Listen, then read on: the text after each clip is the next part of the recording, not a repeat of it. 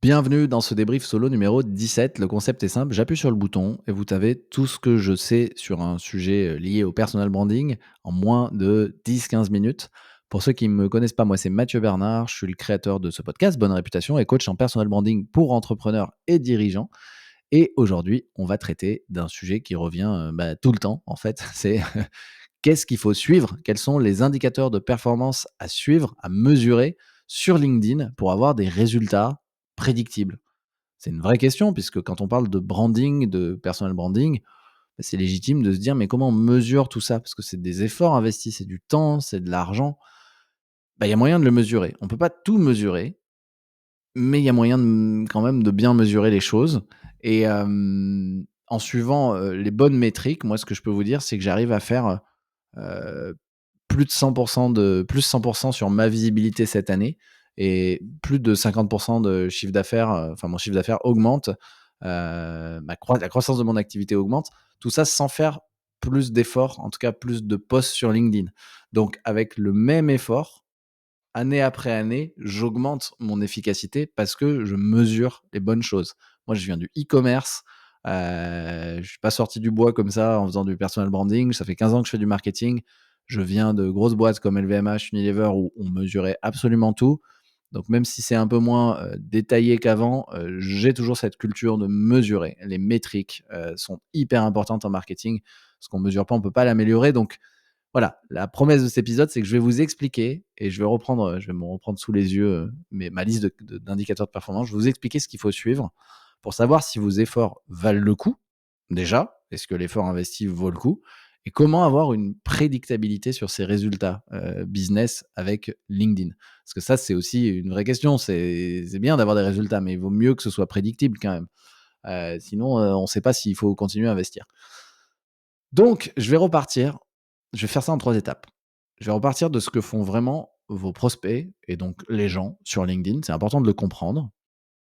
Ensuite, je vais aller sur, vous détailler les vrais indicateurs de performance à suivre dans l'ordre d'importance, parce qu'ils ne sont pas tous aussi importants et les conditions à réunir pour que ça fonctionne. Parce que c'est bien de suivre les trucs, mais les bons indicateurs, mais si on fait n'importe quoi, ça fonctionne pas. OK, on y va. Ce que font vraiment les gens sur LinkedIn, déjà, il faut juste se dire, et là, je fais un mini parenthèse macro marketing, c'est que le parcours client sur LinkedIn, c'est le même que le parcours marketing en général. C'est-à-dire que tous les gens passent par une phase de découverte, de considération, de décision et puis ensuite d'achat, donc de vente. Sur LinkedIn, les gens, ils sont sur ce macro parcours marketing. Et donc, ils sont soit en phase de découverte, ils voient un, 2, 10 de vos posts. OK, super, ça c'est quand ils voient vos posts. Soit, certains ont avancé ensuite certains avancent en phase de considération, donc ils visitent là, c'est quand ils visitent une première fois votre profil. «Ah, ça fait 10 fois que je vois, Mathieu, je vais visiter son profil». Ils considèrent, ils me découvrent, et cetera. Il m'a découvert par mes posts, là, il me considère. C'est un peu plus que la découverte. OK. Ensuite, il y a la phase de décision. C'est: «Ah, non seulement je l'ai déjà vu, j'ai déjà considéré, compris ce qu'il faisait, mais j'ai continué à le voir et maintenant ça y est, j'ai décidé, je veux lui parler». Donc là, c'est quelqu'un qui revient sur votre profil LinkedIn, OK? Donc ils vous voient en fait les gens, constamment et donc c'est important qu'ils vous voient constamment pour venir une première fois, considération, et pour venir une deuxième fois, décision. Décision de contacter, hein, décision de prendre, d'aller, contacter, d'aller voir l'offre, d'aller, voilà, quel que soit votre objectif là, bien sûr. Mais la décision pour moi, c'est quand les gens prennent un rendez-vous avec moi. Ensuite, une fois qu'il y a ça, là, on n'est plus sur LinkedIn. Ensuite, c'est la vente ou l'achat et ça va dépendre, moi, ça va dépendre de votre canal, moi, de votre funnel. Moi, c'est, un rendez-vous, en visio, qui fait que les gens, décident d'acheter et donc de passer à l'acte, et moi de vendre, en fait. Donc OK, maintenant qu'on a dit ça, du coup, on a compris que quelqu'un qui décide qui est très, très proche, qui vous achète finalement, quel que soit votre c'est dur là parce qu'on est très général, mais en tout cas moi je vais parler pour moi, quelqu'un qui m'achète, quelqu'un à qui je vends quelque chose, il a quoi qu'il arrive vu plusieurs de mes posts, il a quoi qu'il arrive visité mon profil au moins une voire plutôt 2 fois, il a quoi qu'il arrive fait des recherches sur mes services et voilà, il est passé par ces étapes si on prend le truc à l'envers. OK? Et ça nous donne plein d'indications une fois qu'on sait ça, sur qu'est-ce qui est important de mesurer. Donc les vrais indicateurs de performance à suivre sur LinkedIn, donc les KPIs, c'est pas les vues et les likes les plus importants. Donc ils sont importants, mais du coup ça, moi je dirais que ça allez, je vais faire du moins au plus important. Le moins important, mais intéressant, c'est les impressions de posts. Mon post a fait, 100 000 vues. Super, super. C'est très bien, ça prouve que ça, c'est important d'avoir quand même ce suivi micro, par post, de se dire pour détecter en fait quels sont les 20 de posts qui font le plus de visibilité. Parce que c'est ceux-là qu'il faut reproduire. On est quand même dans un jeu de l'attention. Sur 10 posts, mécaniquement, c'est un Pareto. Les 2 meilleurs posts font 80 de la visibilité. C'est important de suivre les vues pour ça et aussi, si on va un peu plus micro dans chaque post, là, je fais une petite parenthèse sur chaque post, vous avez accès aux statistiques et vous pouvez suivre pour chaque post, est-ce qu'il a été enregistré? Ça, c'est très important. Et est-ce qu'il a généré des vues de profil? Et on va voir, c'est un autre KPI, un autre indicateur, les vues de profil qui est très important. Donc si un post a eu des vues, c'est bien, ça veut dire qu'il y a quelque chose qui prend avec votre audience, mais c'est important aussi de voir si c'est un déclencheur. S'il est enregistré, ça veut dire qu'il a apporté de la valeur. Et s'il a déclenché des visites de profil, c'est très, très, très bon signe. Ou des demandes de connexion aussi, des abonnés, c'est très, très, très bon signe. Donc là, voilà, ça c'est important. On peut maintenant le voir pour chaque post. Un bon post, c'est pas que un post qui est vu, ça peut vouloir dire qu'il fait de la visibilité, mais c'est aussi un poste qui a un déclencheur de connexion ou de vue de profil. OK, ça, c'est les métriques par poste, c'est super, mais c'est un voilà, les impressions, on les maîtrise pas tellement, c'est juste, on se dit: «Bon, bah, là, faut reproduire». Il y a quelque chose qui a marché qu'on va reproduire. Deuxième plus important, je suis toujours sur les posts. Je démarre, hein, les moins importants, c'est sur les posts, mais c'est quand même voilà, c'est très micro et on peut pas en tirer des grandes leçons, mais c'est important d'avoir conscience de ces trucs-là. Il y a les visibilités, très bien. Bon, bah, ça me permet de faire mon 20-80 et les engagements sur les posts, les likes et les commentaires. Ce qui est intéressant dans un post qui génère de l'engagement et likes et commentaires, c'est qu'on valide l'intérêt de l'audience pour le sujet. Ah, le sujet génère de l'intérêt et donc ça permet de valider aussi, la crédibilité, que vous avez sur ce sujet. Par exemple, moi, si je fais un post expert, il y a 3 ans, pour un même post expert, j'aurais fait 10 likes et aujourd'hui, 80 likes. C'est que l'intérêt pour le sujet, c'est pas tant qu'il a énormément évolué, c'est que moi aussi ma crédibilité en tant qu'expert a évolué. Donc les engagements et les likes sur les posts, surtout sur les posts experts, c'est autant une validation de l'intérêt qu'a votre audience pour le sujet, qu'une validation de vous en tant qu'autorité sur votre sujet. Donc c'est intéressant de ce point de vue-là, de faire des posts et de se dire: «Tiens, ah c'est intéressant, je suis suivi sur mon sujet». Vous allez voir si vous faites un post expert sur un sujet qui est complètement éloigné du vôtre, ça peut être vous pouvez copier-coller un post expert qui avait marché chez un autre, ça va pas marcher. Donc ça, c'est important de le garder en tête. C'est, voilà. Vous voyez que derrière les chiffres, il y a quand même des trucs intéressants. Là, j'étais vraiment sur les posts, visibilité, donc impression et engagement. Ça donne des indicateurs sur vous et ce que vous devez reproduire. Maintenant, on va sur les vrais indicateurs. Et là, les 3 meilleurs, allez, je mettais 4 sur 10 sur les impressions et je dirais 5 sur 10 sur les engagements sur les posts, en termes de notes, en termes d'importance. Le plus important étant à 10 sur 10. Le 7 sur 10, c'est les demandes de connexion. Ça, c'est très intéressant parce que ça veut dire, dans le chemin des gens, que vos posts créent l'effet. S'ils vous demandent en connexion, ça veut dire ça crée l'effet: «Je veux pas rater le post suivant». Donc ça veut dire que vos contenus sont intéressants et qui créent l'effet: «Je veux pas rater le post suivant» et voilà, si les gens s'abonnent, c'est déjà un signal fort que vous leur avez été utile, qu'ils veulent pas rater quelque chose, qui a un intérêt, qui va juste au-delà de liker un post, c'est sympa pour une fois. Ils veulent vous suivre vous. Donc ça, c'est un bon signe, les demandes de connexion. Faut suivre.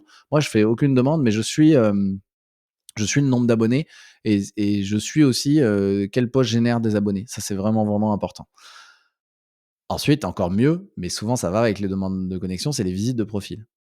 Ça, je mets, 9 sur 10 aux visites de profil. Parce qu'en fait, quand on prend le truc à l'envers, il y a aucun monde dans lequel quelqu'un qui prend rendez-vous avec vous, à qui vous vendez, qui a pas visité votre profil.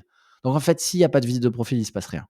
Donc en fait, la métrique, moi ça c'est ma métrique clé sur LinkedIn qui crée de la prédictabilité, c'est qu'il faut des gens sur mon profil. Bien sûr, il faut que j'ai une bonne stratégie éditoriale qui amène pas les mauvaises personnes, mais si j'ai des gens qui visitent mon profil, mécaniquement, je vais avoir des opportunités parce qu'on se souvient que c'est soit des gens qui sont en phase de découverte, soit des gens qui sont en phase de décision. Donc il y en a probablement plus en phase de découverte parce que c'est comme ça, après on perd des gens qu'en phase de décision, ceux qui reviennent, mais c'est important que j'en ai et donc moi, ce que j'ai découvert et là, c'est là où ça devient intéressant les visites de profil, C'est que sur mon business, si j'ai 1 500 visites de profil par mois, j'ai 2 leads qualifiés, par semaine, 2 rendez-vous qualifiés par semaine. Ça, c'est super rassurant.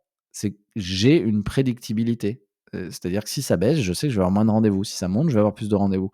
C'est une moyenne, hein, bien sûr, hein, ça peut, un peu varier, mais quand on prend la moyenne, c'est ça et je le suis depuis longtemps et donc ça, je le dis pas trop fort, mais vraiment si arrivez à trouver, à ramener des gens sur votre profil et à trouver le nombre de visiteurs qu'il vous faut et ça dépend aussi de votre autorité, hein, de votre secteur, de plein de choses.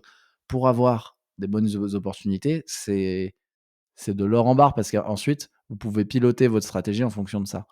Donc c'est ça la vraie métrique, c'est le nombre de vues. C'est comme si votre page de profil, c'était une page de vente. En fait, un site internet qui a pas de visite, bah, c'est un site internet qui vend pas, hein. Donc les visites de profil, 9 sur 10. Pourquoi j'ai pas mis 10 sur 10? Parce que alors que pour moi, c'est la métrique la plus importante de LinkedIn, parce que celle-ci, elle est mesurable et tangible et c'est génial. Mais il y en a une qui est pas mesurable, qui est intangible et qui est encore plus géniale et là, je mets 10 sur 10. C'est les messages de remerciement sur vos contenus. Si vous commencez à recevoir, à partir de vos posts ou de podcasts, ou des gens qui vous écrivent en disant: «J'ai adoré ce contenu, tu m'as appris un truc».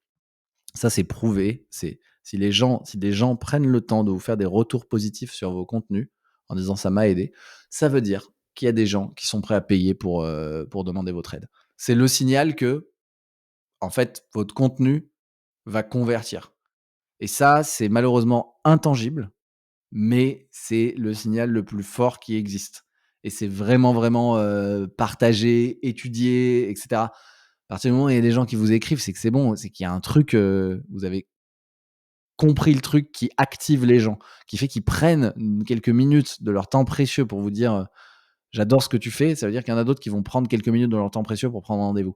C'est sûr, c'est obligé. Voilà pour les KPIs, donc du moins important au plus important. Visibilité des posts, qui est qu'un indicateur. C'est important la visibilité, mais l'indicateur en soi est pas le plus important pour le business. C'est un indicateur pour s'améliorer. Pour moi, c'est un sous-indicateur en fait, l'impression des posts. L'engagement sur les posts, pareil, c'est un sous-indicateur qui indique des choses sur votre crédibilité. Ensuite, demande, de connexion. Ça commence à être très important parce que là, on crée un vrai intérêt. Je veux suivre cette personne. Les visites de profil, ça c'est ultime parce que ça permet une prédictibilité et ensuite, message de remerciement sur votre contenu. C'est vraiment important et souvenez-vous que sur vos posts, si vous voulez être efficace dans la mesure de vos posts, au-delà des impressions, c'est justement aller chercher est-ce que ce post au niveau micro a généré des visites de profil ou des demandes de connexion? On y a accès en cliquant sur statistiques des posts. C'est vraiment les indicateurs les plus importants.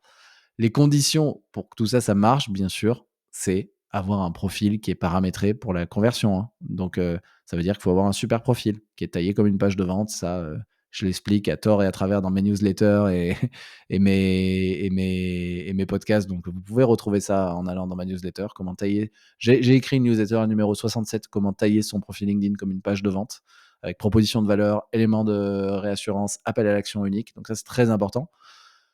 Avoir une stratégie de contenu taillée pour l'autorité, c'est une autre condition. Donc une stratégie de contenu, pareil, j'ai écrit une newsletter qui dit construire, la 57, construire sa stratégie éditoriale sur LinkedIn. Je la mets aussi dans les ressources de l'épisode.